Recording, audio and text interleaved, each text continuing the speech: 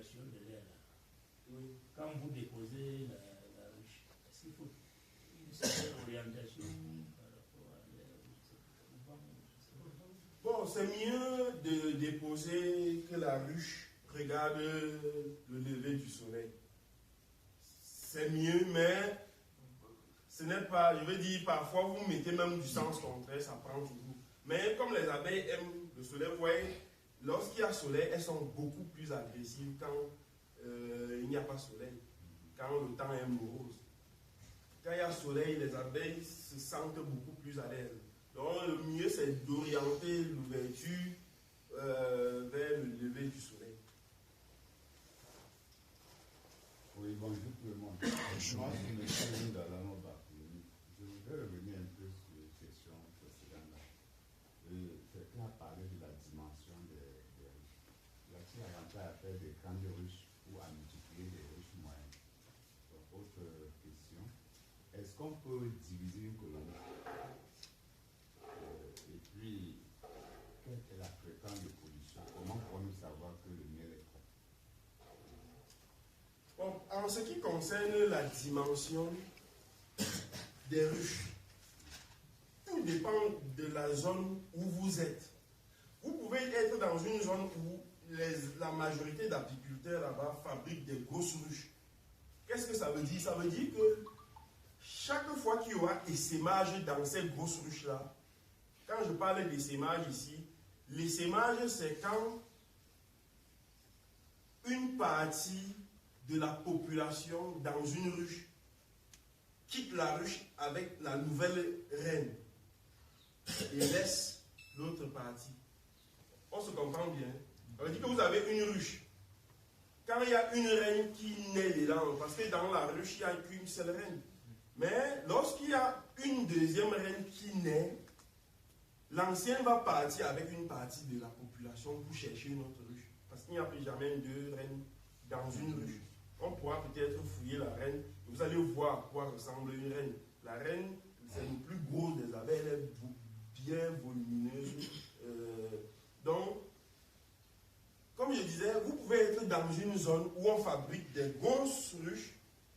Ça fait que quand il y aura essaimage dans la grosse ruche, ce qui est sûr, la quantité d'abeilles qui sort de cette ruche-là aussi quand même conséquente.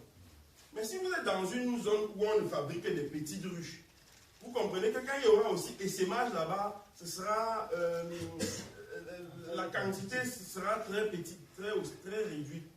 Or, si vous venez dans une zone plus grasse, le fumant grasse, non? C'est le fumant grasse. Vous avez besoin de ça. Là, si vous frottez, vous écrasez, mais vous macérez, comment on a dit ça? Macérer. Voilà, vous macérez la citronnelle là, et vous frottez à l'intérieur de la ruche, aussi à l'extérieur, que ça sente bon, que ça ait un bon parfum, parce que les abeilles aiment aussi la citronnelle. Vous plantez aussi la citronnelle dans vos plantations. C'est très bon pour favoriser, du moins ça favorise l'arrivée des abeilles, la colonisation des abeilles.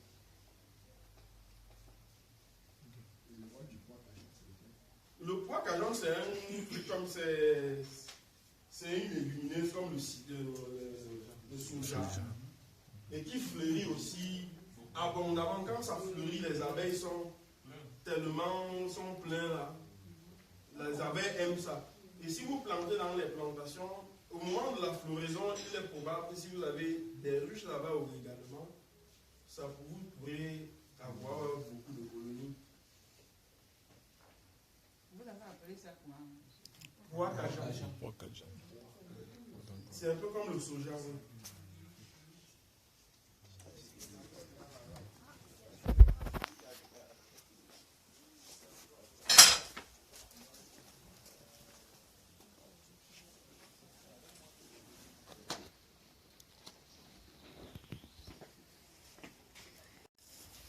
Je ne sais pas où je laisser Dans le pantalon. Alors, Apparemment, c'est à votre droite. c'est dans la poche.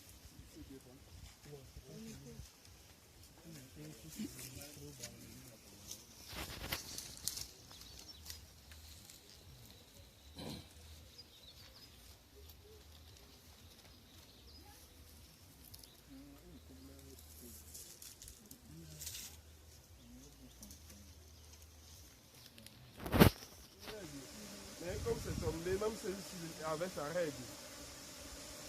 Ouais, ils ont juste... voilà.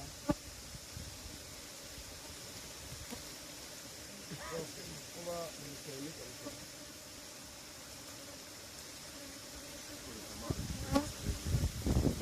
Ah oui, on le temps le reste.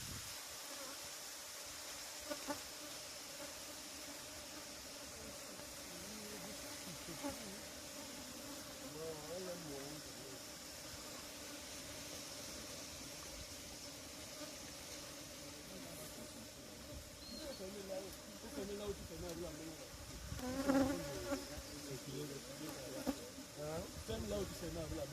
Voilà, c'est pour ça que depuis là, oui. Dès qu'elle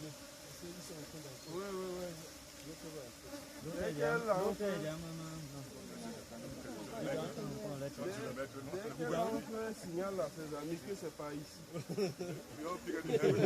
Tu entends seulement tout.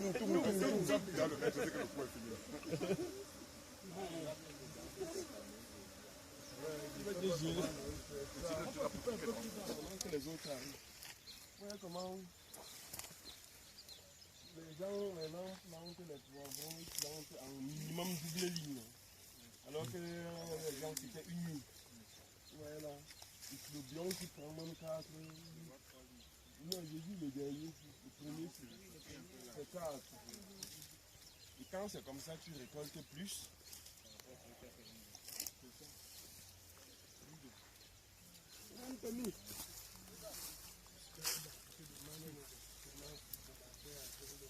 Alors, monsieur le maire. Pardon, il y a les choux là-bas. Hein? Monsieur le maire, 8e. Pardon, venons comme ça.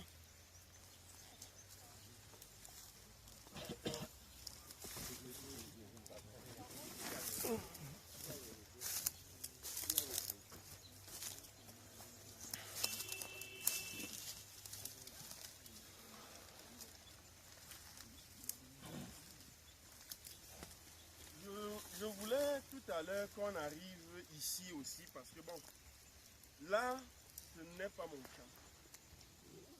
J'ai ce champ, pas l'autre, mais ce parcelle. En fait, il loue. Et c'est lui que j'ai rencontré. Et je lui ai dit que bon, comme je vois le champ, je vois l'environnement, c'est un environnement propice aux abeilles, je vais installer les ruches. Il a dit qu'il n'y a pas de problème. Je suis venu avec 5 ruches, voilà 2 là-bas et voici 3 ici. J'ai posé les ruches.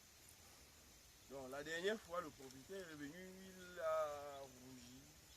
Bon, j'ai su comment le calmer. À la fin, on s'est entendu.